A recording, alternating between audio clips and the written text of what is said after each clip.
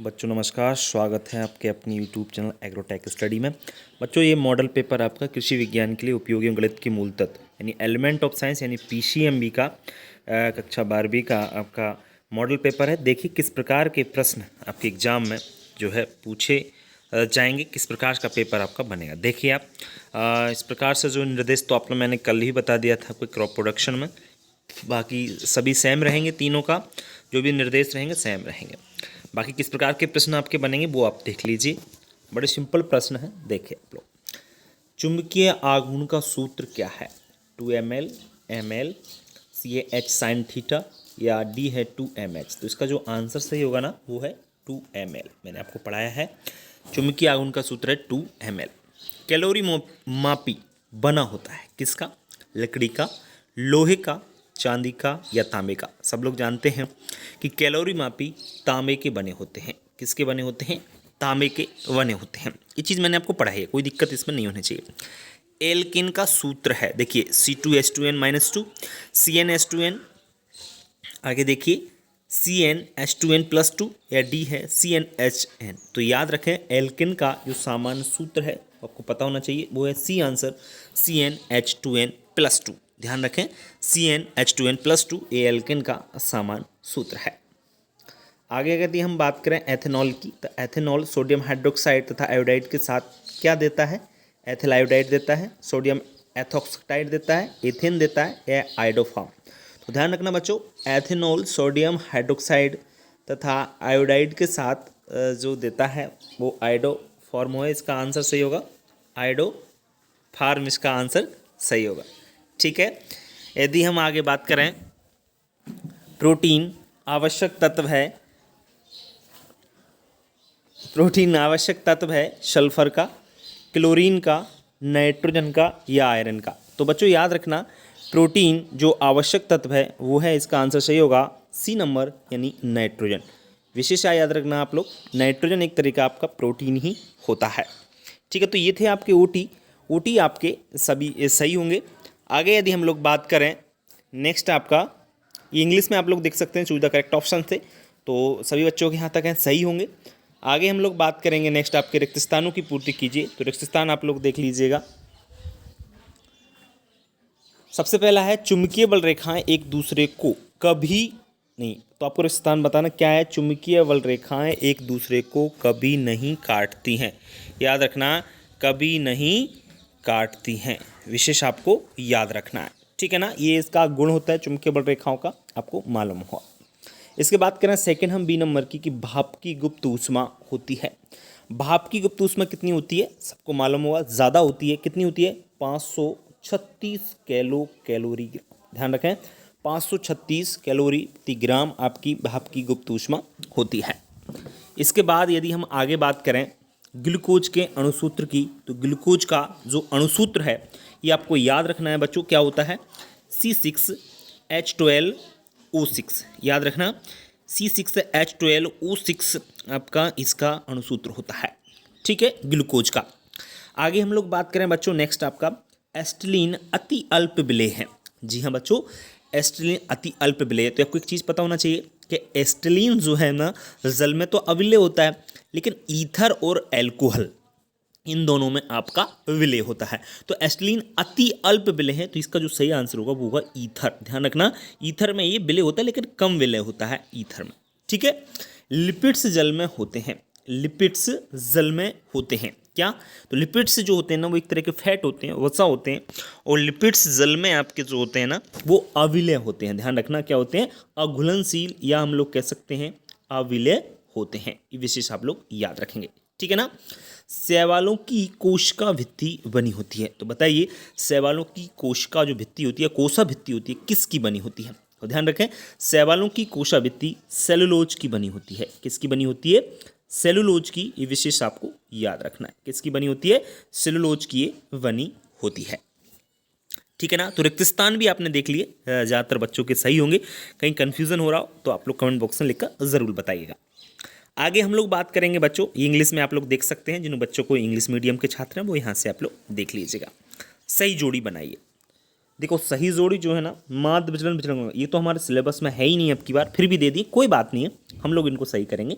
तो माध्य विचलन का जो फॉर्मूला है वो दे रखा है आपका सिग्मा 1 इंटू m1/n। ध्यान रखें, विचलन गुणांक का जो फॉर्मूला है वो याद रखना, वो आपका ई होगा।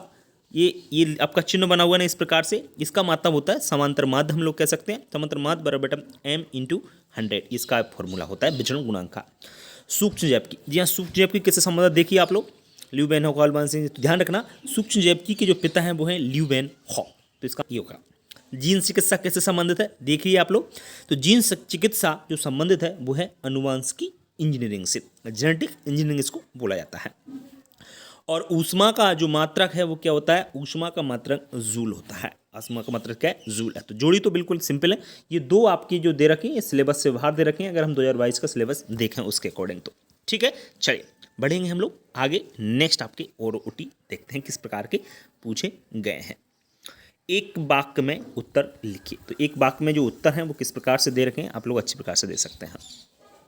सबसे अधिक विशिष्ट ऊष्मा किस पदार्थ में होती है, तो ध्यान रखें सबसे अधिक जो विशिष्ट ऊष्मा होती है, आपको पता है जल की होती है विशिष्ट ऊष्मा, और कितनी होती है वो भी आपको पता है, वो आपकी 1 होती है, ये मालूम होगा आपको, है ना। इसके बाद अनुवांशिकी के पिता, तो अनुवांशिकी के पिता कौन है, सब जानते हैं, ग्रेगर जोहन मेंडल। इनको शॉर्ट फॉर्म में हम लोग GJ मेंडल के नाम से जानते हैं। क्या जानते हैं, GJ मेंडल के नाम से जानते हैं। इसके बाद तीसरे की हम लोग बात, त्रिभुज का सूत्र पूछा है, तो त्रिभुज का सूत्र सबको मालूम हुआ क्या होता है, 1/2 आधार गुणित ऊंचाई, पता होगा 1/2 आधार गुणित ऊंचाई, आपका ये इसका फॉर्मूला होता है त्रिभुज के सूत्र का, त्रिभुज का क्षेत्रफल हम लोग कह सकते हैं। नेक्स्ट है रेशम कीट का वैज्ञानिक नाम, तो रेशम कीट का जो वैज्ञानिक नाम है वो है आपका बॉम्बैक्स मुरी। क्या है आपका, बॉम्बैक्स मुरी इसका आपका वैज्ञानिक नाम है, ये आपको थोड़ा याद रखना होगा, रेशम कीट का वैज्ञानिक नाम। इसके बाद हम लोग बात करें नेक्स्ट घन के आयतन का सूत्र, तो घन के आयतन का जो सूत्र होता है वो भी आपको याद रखना होगा, और घन के आयतन का जो सूत्र होता है वो होता है बच्चों भुजा का Q। क्या होता है, भुजा का Q, Q ये होता है 3 आपका, इस प्रकार से आपका सूत्र रहेगा, ठीक है ना। इसको हम लोग AQ भी कह सकते हैं, ध्यान रखना, इस प्रकार से भी कई बार लिखा होता है AQ, तो ये भी आप लोग कन्फ्यूज ना हो, A का मतलब है भुजा, ठीक है। चलिए जो आपका नेक्स्ट है टिड्डा कौन से संघ का है, तो याद रखना है टिड्डा जो है आपका, इसका जो संघ है, टिड्डा का जो संघ आपको याद रखना है, टिड्डे का जो संघ है, फाइलम है, वो है आपका कौन सा, आर्थ्रोपोडा। कौन सा है आपका, आर्थ्रोपोडा। बहुत सारे बच्चे इसमें कंफ्यूज जाते हैं, तो मैं आपको बता देता हूँ कि जो केंचुआ होता है, केंचुओं का जो संघ है वो है आपका एनेलिडा, जबकि टिड्डे का है आर्थ्रोपोडा। कंफ्यूज बिल्कुल ना हो, ठीक है। तो एक वाक्य में उत्तर भी आपने देख ली, कितने आपके बिल्कुल जो मैंने पढ़ा है उसमें से कहीं बाहर नहीं है। जिन्होंने नहीं पढ़ा है वो आप लोग पुरानी वीडियो भी देख सकते हैं, कोई दिक्कत वाली बात नहीं है, आगे वाली वीडियो जो मैं डालने की कोशिश कर रहा हूँ, ठीक है। चलिए बढ़ेंगे हम लोग आगे। नेक्स्ट आपके ट्रू एंड फॉल्स हैं, ये देख लीजिए आप लोग, सत्य असत्य देख लीजिए आप अच्छी प्रकार से।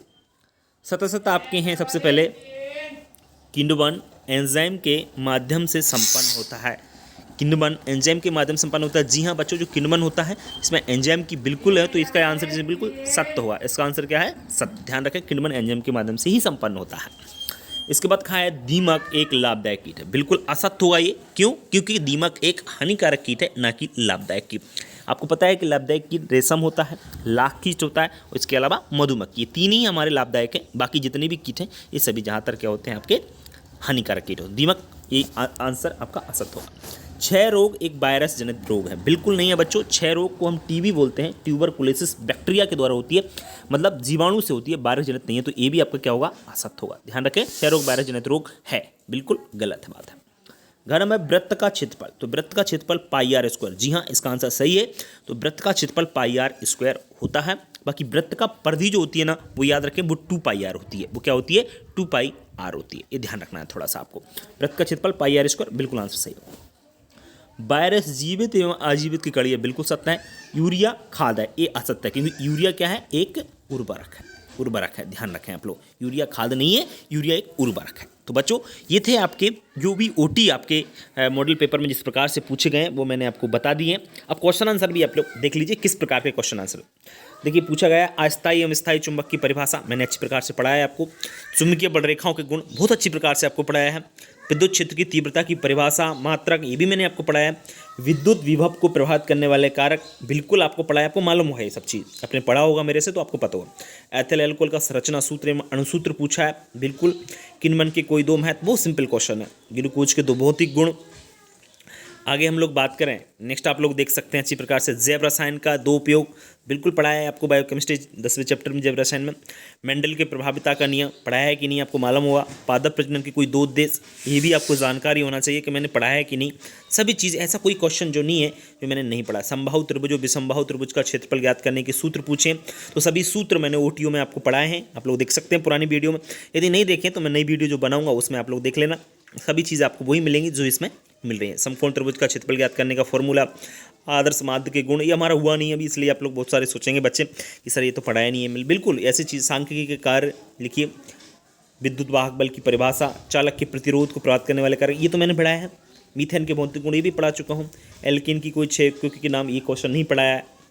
मालवेशी कुल के पौधों के 3 आर्थिक मैं पढ़ा चुका हूँ। ग्रेमनी कुल के 3 पौधों के सामान्य नाम और वानस्पतिक नाम, ये भी मैं आपको पढ़ा चुका हूँ, मालूम हुआ आपको। कोलोकल चैप्टर था उसमें। सोलनीस रूसिफेरी कुल के 3 विशिष्ट लक्षण, ये भी मैं आपको पढ़ा चुका हूँ। मालवेसी अथवा ग्रेमनी कुल के 3 विशिष्ट लक्षण, ये भी मैं आपको पढ़ा चुका हूँ। तो कुलों में तो कोई ऐसा प्रश्न आपको नहीं मिलेगा जो मैंने नहीं पढ़ाया आपको। वर्गीकरण सांख्यिकी अपना हुआ नहीं है, पुराने वाले आप वीडियो देख सकते हो, उसमें मिल जाएगा। समांतर माध्य की गणना, समांतर माध्य कैसे हल होता है मैं आपको बता चुका हूँ पुरानी वाली वीडियो में। नए में नहीं पढ़ाया है, उसमें पढ़ा दूंगा, डोंट वरी। समांतर माध्य का भौतिक से पढ़ाएंगे। माध्यिका के गुण मैंने थ्योरी भी पढ़ाई है पुरानी वाली वीडियो में, आप देख सकते हो। मौसम के पूर्वानुमान से कृषि के लिए होने वाले 5 लाभ, मौसम पूर्वानुमान ये भी पढ़ा चुका हूँ। भारत में मानसूनी वर्षा की विशेषता, ये भी मैं आपको पढ़ा चुका हूँ, मालूम हो आपको। शोषण प्रकाश संश्लेषण अंतर, ये मैं आपको पढ़ा चुका हूँ। प्रकाश संश्लेषण को प्रभावित करने वाले कारक, ये भी मैं आपको पढ़ा चुका हूँ। तो बच्चों ये जो प्रश्न है, जो मैंने जितना पढ़ाया है उतना वीडियो में देख सकते हैं, जितने भी प्रश्न मिलेंगे सभी आपको मिल जाएंगे। बाकी जो नहीं पढ़ाया है उसमें से क्वेश्चन नहीं मिल रहे हैं तो परेशान ना हो, क्योंकि मैंने पढ़ाया नहीं है तो फिर मैं कैसे कह दूँ कि पढ़ाऊंगा, जिसमें आपको आ जाएंगे सभी। तो कोई भी ऐसा प्रश्न आपका खाली नहीं जाना जो मैंने नहीं पढ़ा। OT में आपने देख लिया होगा कितना आपका फंस रहा है, आपका 100% फंसेगा। कोई भी ऐसा सिंगल क्वेश्चन आपका बाहर नहीं जाएगा जो मैंने नहीं पढ़ाया होगा। बस आप पढ़ते रहिए, मेहनत करिए, ठीक है ना। चलिए, तो ये आपका क्लियर हो गया है पूरा।